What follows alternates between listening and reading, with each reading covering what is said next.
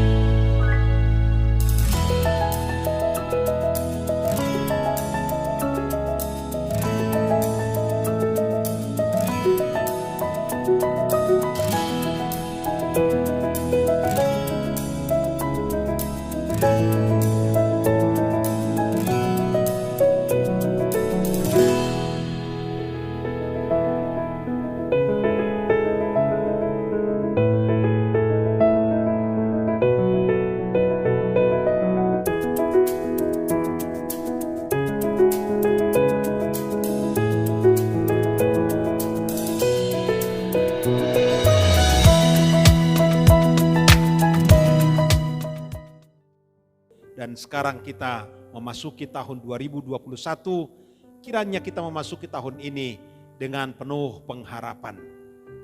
Kita akan berdoa menyerahkan seluruh rangkaian acara kita ke dalam tangan Tuhan, agar kiranya berkat Tuhan, kuasa Tuhan tercurah atas kita semua.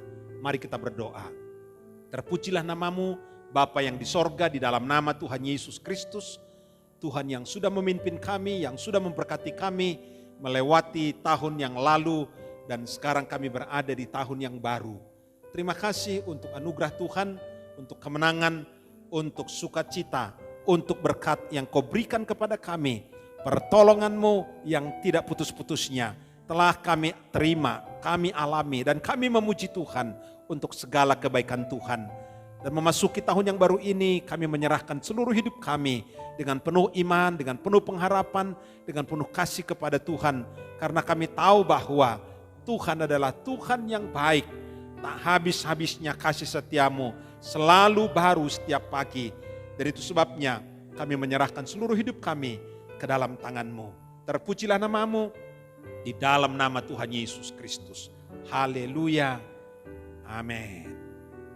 Saudara-saudara, tema kita memasuki tahun yang baru ini adalah ku tak tahu kan hari esok.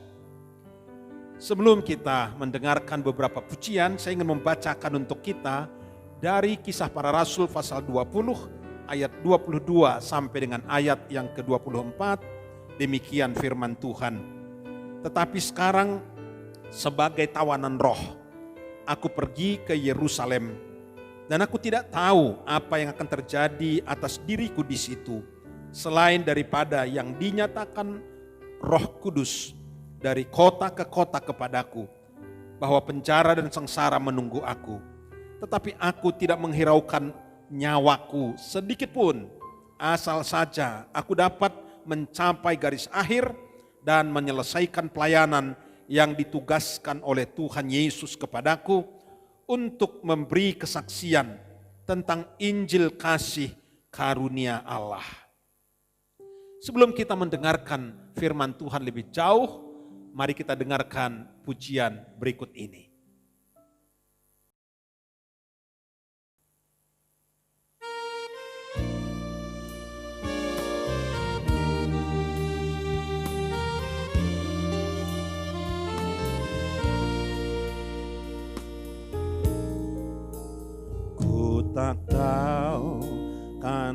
hari esok, namun langkahku tegap.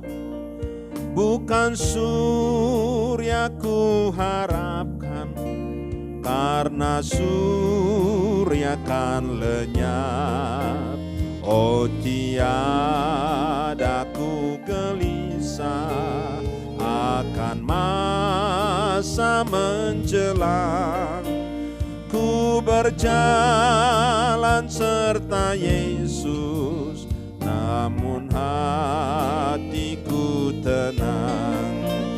Banyak hal tak ku pahami dalam masa menjelang, tapi terang bagiku ini tangan Tuhan yang pegang.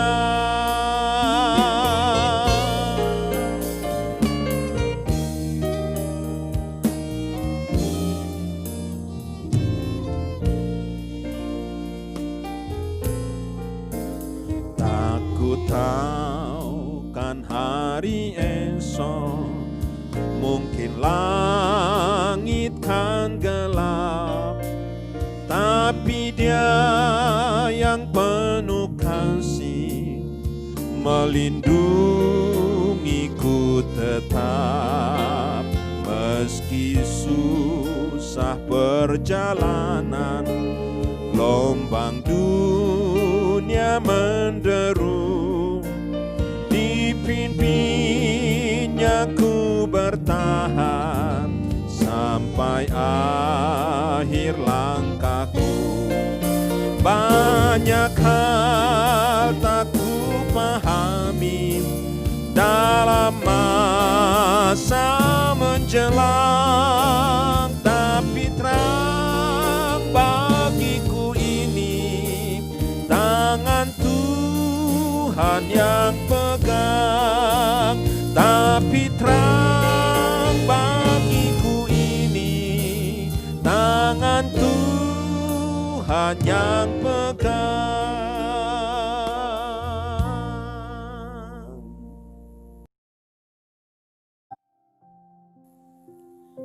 Saudara-saudara, tidak ada seorang pun di antara kita yang tahu apa yang akan terjadi hari esok. Karena kita bukanlah orang yang dibekali oleh Tuhan tentang pengetahuan tentang masa depan. Lalu bagaimana kita menghadapi masa depan? Kiranya Rasul Paulus yang kita baca tadi boleh memberi inspirasi kepada kita tentang bagaimana kita menghadapi tahun 2021 yang tidak menentu, yang masih diliputi oleh kegelapan, yang masih diliputi oleh ketidakpastian. Kita sudah melewati tahun 2020 dengan segala pergumulan, dan kita tidak tahu apa yang terjadi pada tahun 2021. Kita tidak tahu hari esok. Tapi saudara-saudara sekalian, melalui nats yang kita baca tadi, ada beberapa hal yang ingin saya tekankan. Yang pertama ialah bahwa memang kita tidak tahu apa yang akan terjadi. Dalam ayat 22 tadi berkata, tetapi sekarang sebagai tawanan roh, aku pergi ke Yerusalem. Ini sikap pertama yang harus kita kembangkan.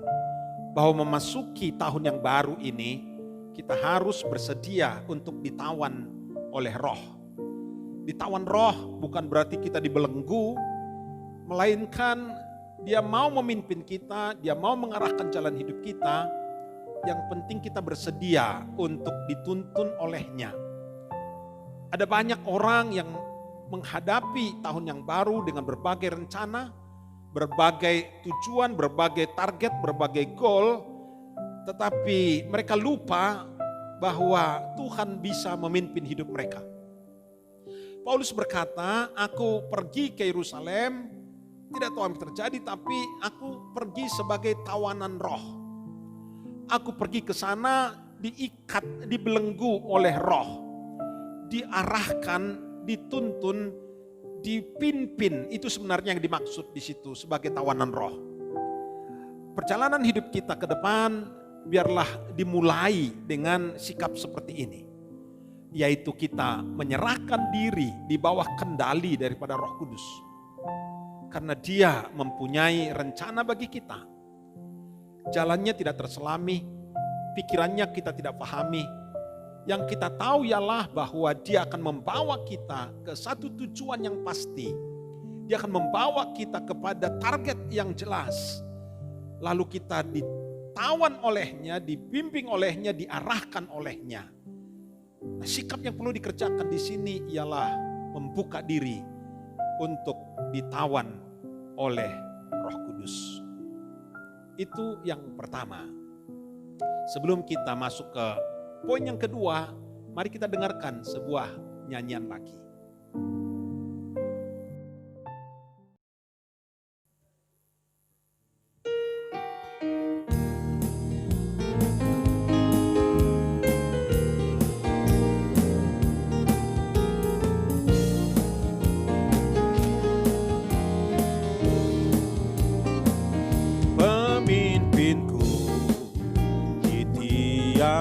Perjalanan, bila Tuhan dekat dengan aku,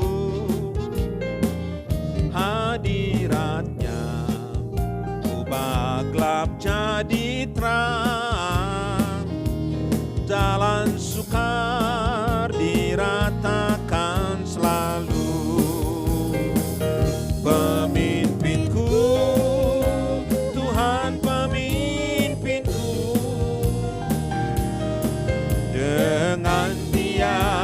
Perlu ku takut, percayalah di segala waktu, karena Yesus jadi pemimpinku.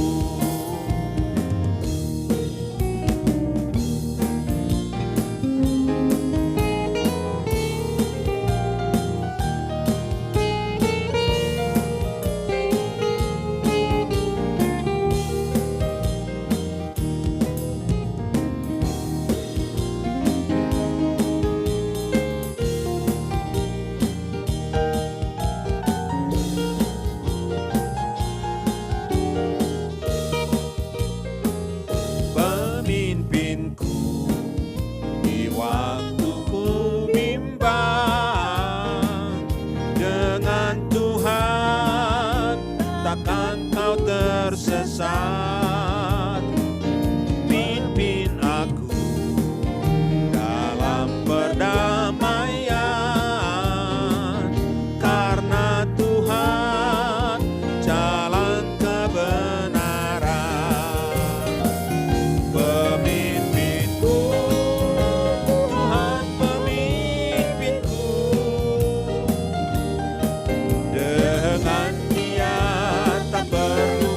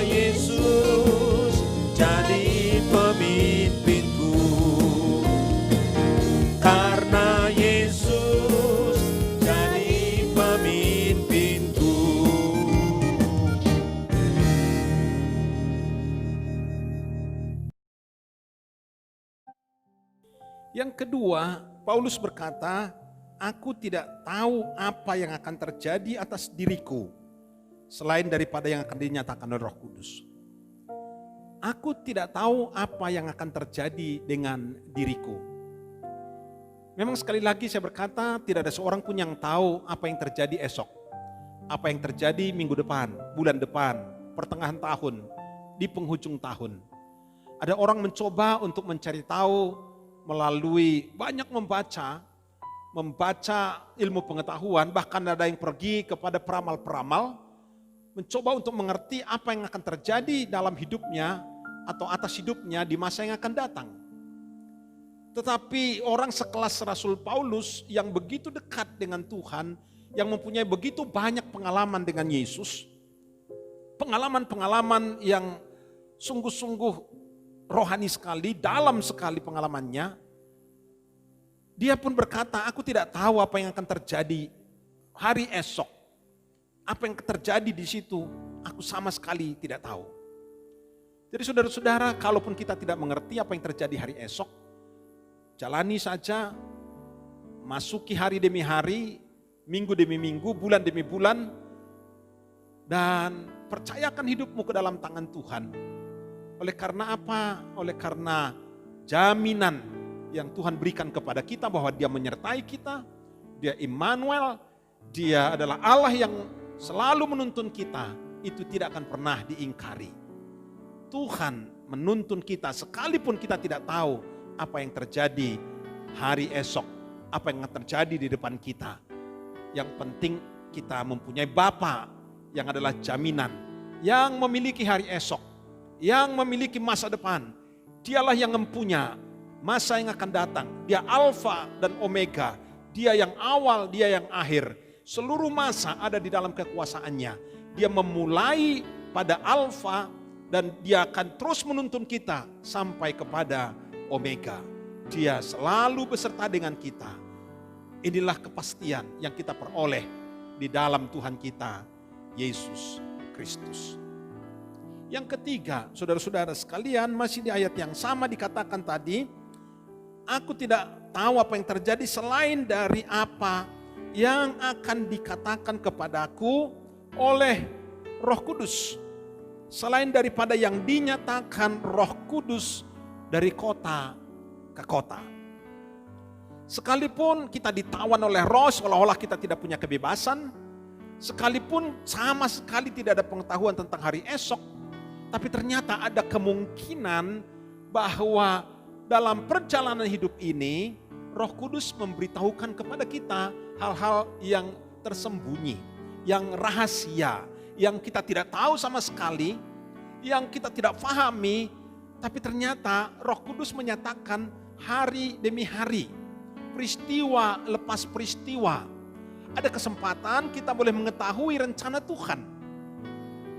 Sekali lagi memang tidak ada jaminan bahwa kita mengerti hari esok, tapi dalam seluruh peristiwa, dalam segala keadaan, di situ Roh Kudus bisa memberitahukan kepada kita hal-hal yang baru, hal-hal yang spontan, hal-hal yang kita tidak pikirkan sebelumnya, hal-hal yang kita tidak duga sebelumnya. Roh Kudus memberitahukan kepada kita. Ini yang dialami oleh Rasul Paulus, itu sebabnya dia berserah. Aku bersedia ditawan oleh Roh Kudus sekalipun aku tidak tahu apa yang terjadi. Yang aku tahu ialah bahwa Dia akan menyatakan sesuatu kepadaku dari kota ke kota. Dan sungguh Rasul Paulus itu menyerah kepada Tuhan secara luar biasa, saudara-saudara. Imannya kepada Yesus itu sungguh iman yang begitu dahsyat, yang begitu luar biasa. Penyerahannya total.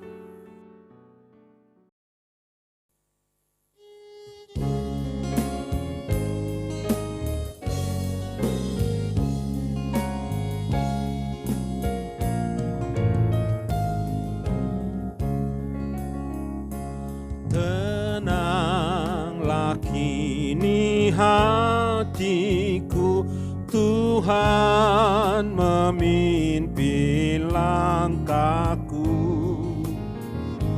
Di tiap saat dan kerja, tetap ku rasa tangannya. Tuhanlah yang memimpinku, tanganku dipegang teguh. Hatiku berserah penuh, tanganku dipegang teguh. Di malam yang genap benar, di taman indah dan segar. Di taufan dan di laut tenang, tetap tanganku dipegang. Tuhanlah yang memimpinku, tanganku dipegang teguh. Hatiku berserah penuh, tanganku dipegang teguh.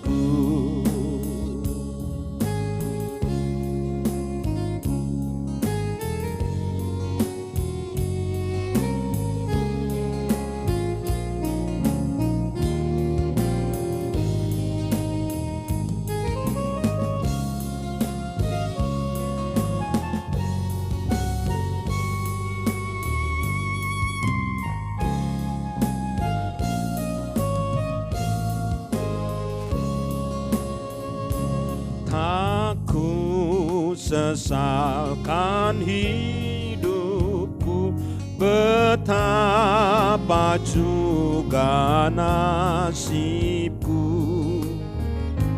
sebab Engkau tetap dekat, tanganmu ku pegang erat.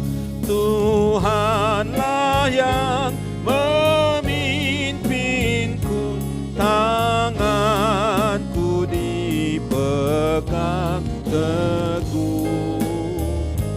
Hatiku berserah penuh, tanganku dipegang teguh. Tanganku dipegang teguh.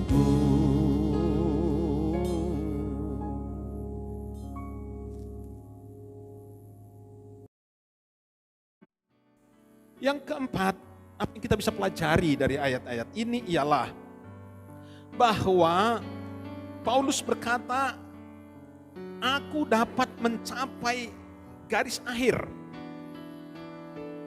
Aku dapat mencapai garis akhir. Finishing well. Saudara-saudara, banyak orang dalam hidup ini berhenti di tengah jalan. Dia mulai dengan baik, tapi dia mengakhiri dengan sangat buruk. Oleh karena apa?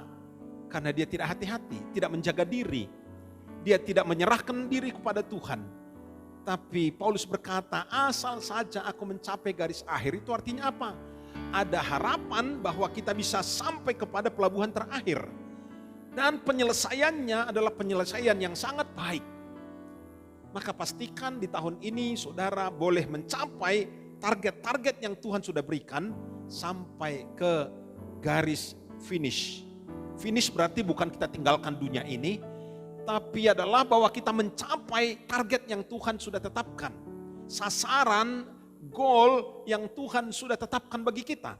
Kita bisa sampai kepada tujuan yang Allah sudah tetapkan bagi kita. Dan Paulus sangat yakin, aku mencapai garis akhir. Aku mencapai garis finish dan penyelesaiannya adalah penyelesaian yang baik.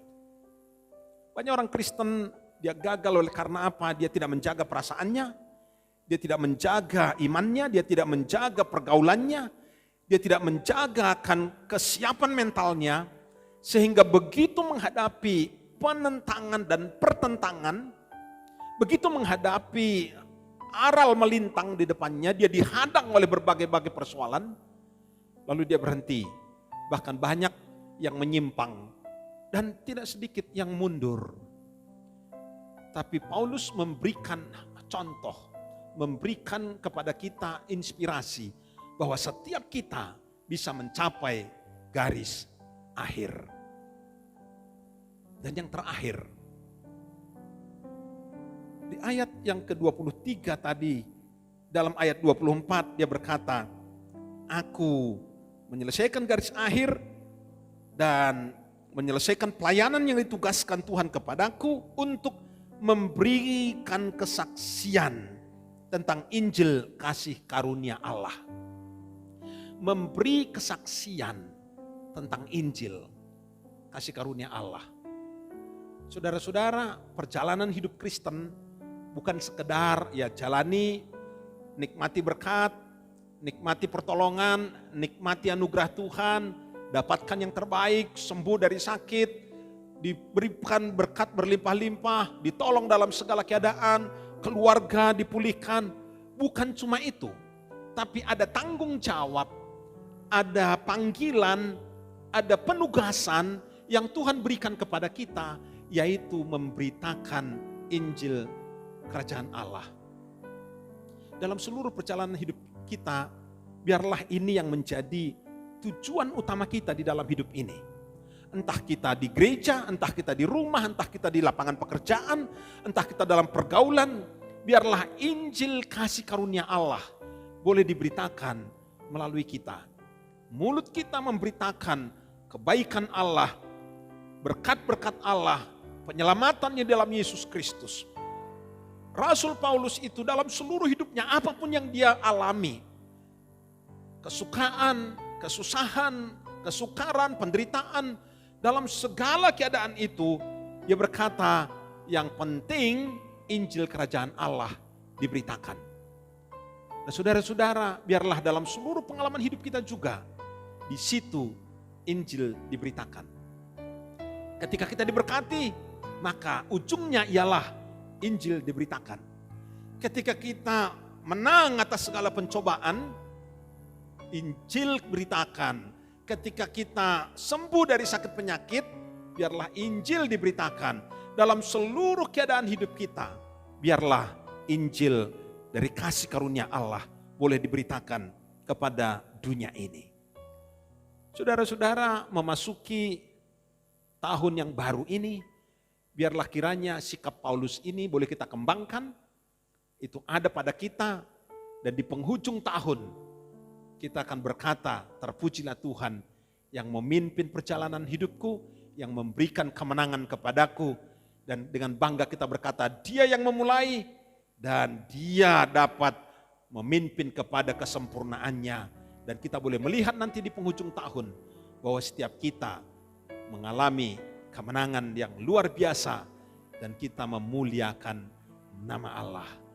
Jalani tahun ini dengan penuh pengharapan, sekalipun kita tidak tahu akan hari esok, tapi yang kita tahu ialah bahwa di dalam Yesus Kristus kita akan melihat perkara-perkara yang dahsyat, perkara-perkara yang luar biasa. Tuhan memberkati saudara-saudara sekalian.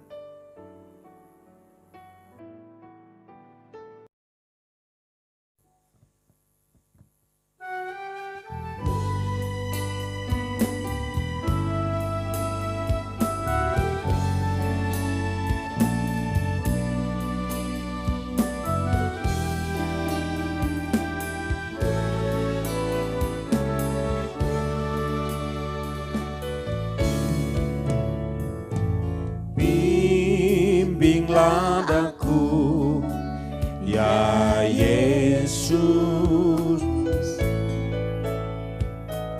di sepanjang jalan hidupku. Firman-Mu bagaikan suluh, agar ku tak sesat di jalan. Tanpa Yesus di sisiku, tanpa Yesus membimbingku, tanpa Yesus menopangku, ku kan jatuh. Tanpa Yesus di sisiku, tanpa Yesus membimbingku, tanpa Yesus menopangku, ku kan jatuh.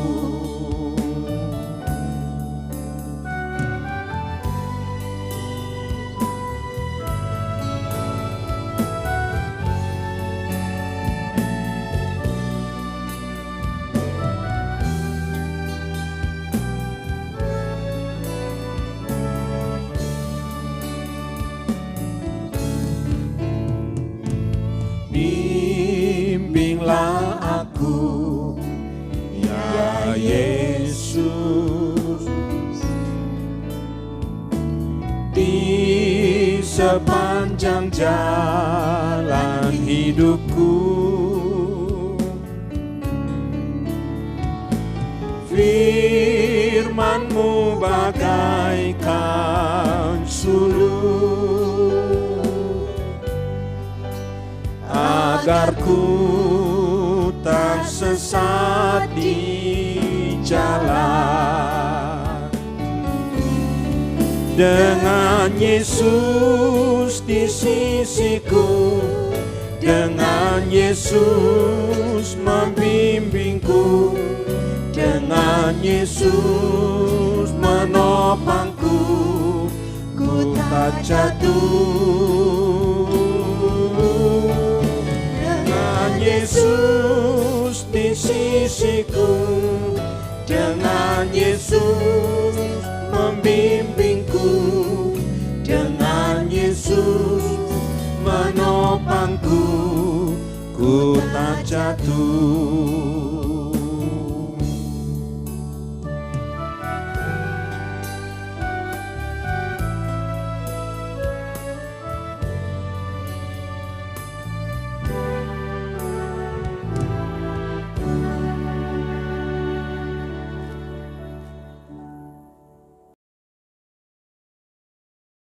Terima kasih. Pertama-tama saya ucapkan selamat tahun baru tahun 2021. Pada kesempatan ini saya akan menyaksikan kasih Tuhan pada diri saya dan juga keluarga saya. Pada tahun 2020 kemarin yang lalu, itu di mana adanya pandemi COVID-19,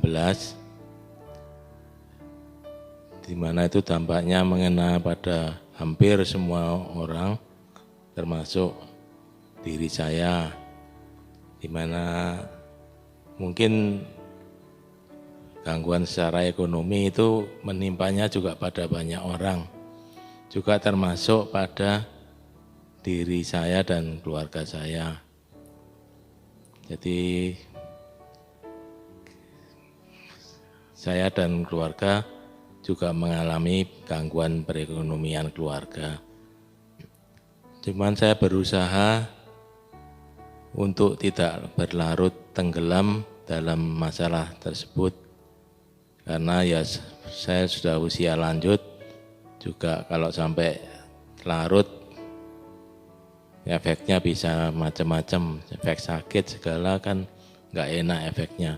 Saya berusaha untuk bisa mengatasi masalah ini, di mana saya selalu mohon pada Tuhan, mohon kekuatan, juga mohon pengampunan kalau ada kesalahan pengelolaan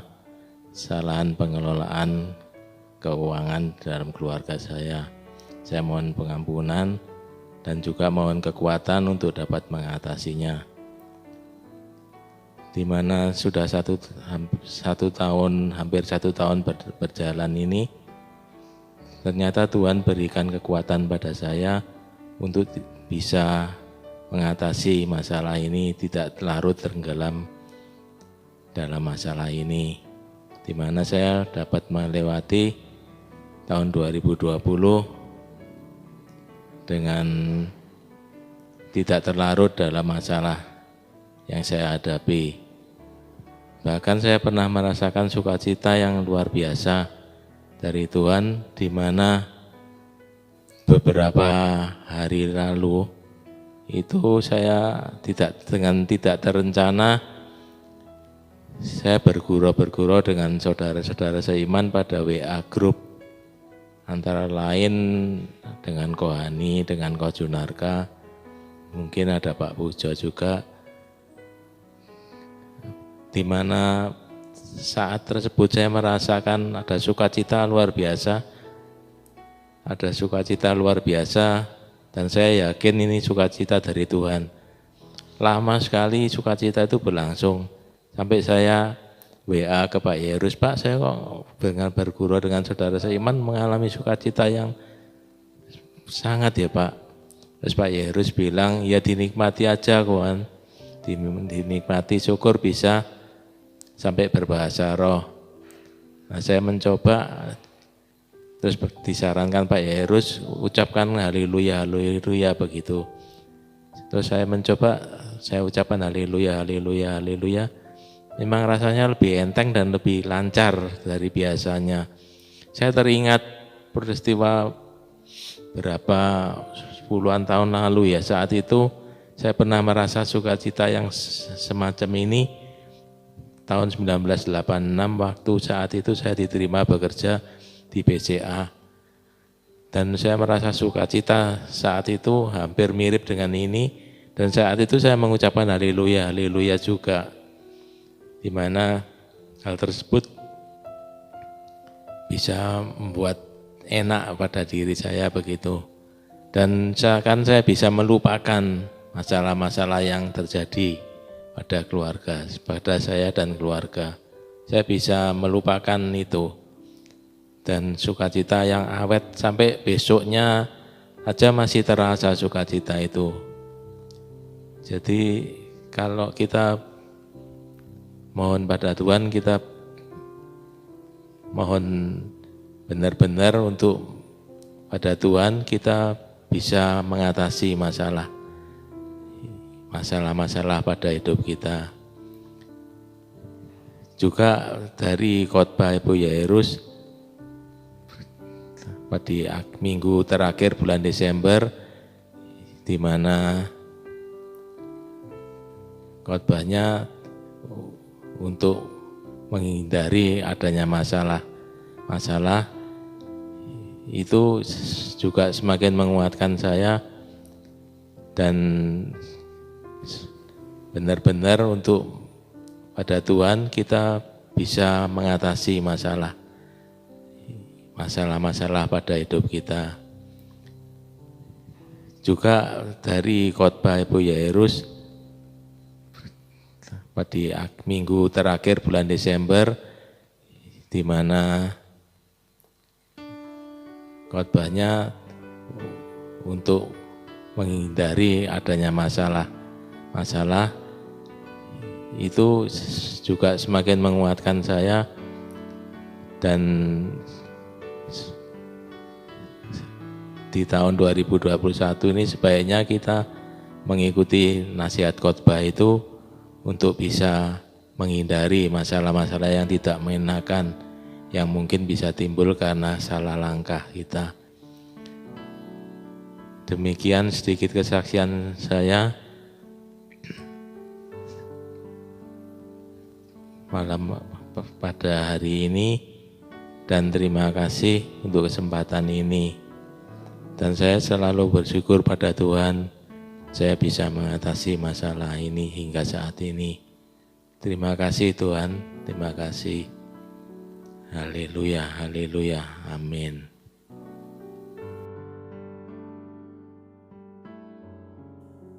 Mari kita berdoa. Bapa di sorga, kami menyerahkan hidup kami ke dalam tangan Tuhan. Kami tidak tahu apa yang akan terjadi hari esok, tetapi biarlah seperti Rasul Paulus, kami menyerahkan diri kami untuk ditawan oleh Roh-Mu, dituntun oleh Roh-Mu, diarahkan oleh Roh-Mu. Dan biarlah kami boleh mengerti dari waktu ke waktu rencana Tuhan, oleh karena Roh Kudus memberitahukan kepada kami hal-hal yang baru, hal-hal yang tidak pernah kami pikirkan sebelumnya, yang kami tidak pahami sebelumnya. Biarlah Roh Kudus akan menunjukkan kepada kami hal-hal yang dahsyat, yang kami boleh tangkap di dalam alam roh kami. Dan biarlah kami boleh mencapai garis akhir, menyelesaikan perjalanan hidup kami dengan sangat baik. Dan melalui kami Injil Kerajaan-Mu boleh diberitakan. Mari kuatkan umat-Mu, teguhkan kami semua. Kami jalani tahun ini dengan penuh kemenangan. Kami jalani tahun ini dengan penuh percaya dan menyerahkan diri ke dalam tangan Tuhan. Kami tahu Engkau tidak akan mengecewakan kami. Saudara-saudara, sekarang terimalah berkat Tuhan yang akan menghantar kita memasuki tahun yang baru ini. Angkat tanganmu, angkat hatimu, pandang Tuhan, dan terimalah berkat-Nya. anugerah dan sejahtera dari Allah Bapa, kasih sayang dari Tuhan kita Yesus Kristus, dan persekutuan Roh Kudus beserta dengan saudara-saudara di sepanjang tahun ini, bahkan sampai Yesus datang kembali menjemput setiap kita yang percaya kepadanya, di dalam nama Tuhan Yesus Kristus. Haleluya. Amin.